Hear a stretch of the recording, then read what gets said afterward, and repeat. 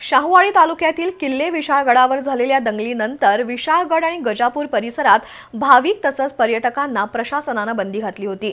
ही बंदी खुली करण्यात आली आहे। प्रशासनाने लागू केलेल्या नियमांचं पालन करून सकाळी 10 ते सायंकाळी 5 वाजेपर्यंत भाविकांना आणि पर्यटकांना जाता येणार आहे। शाहूवाडी तहसीलदार रामलिंग चव्हाण यांनी याबाबत आदेश दिलाय।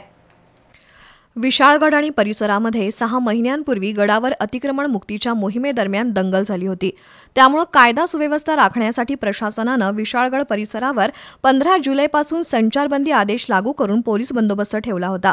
या आदेशामुळे या परिसरातील लोकांचं पर्यटनावर अवलंबून असणारं उपजीविकेचं साधन बंद झालं। त्यामुळे या परिसरातील नागरिकांनी मुख्यमंत्र्यांसह प्रशासनाकडे संचारबंदी उठवण्यासाठी सातत्याने मागणी केली होती।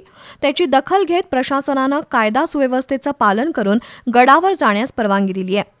गडावर जाणाऱ्या भाविकांची पर्यटकांची तपासणी केली जाणार आहे। गडावर मांसाहारी पदार्थ न्यायला किंवा शिजवण्यास बंदी घालण्यात आली आहे।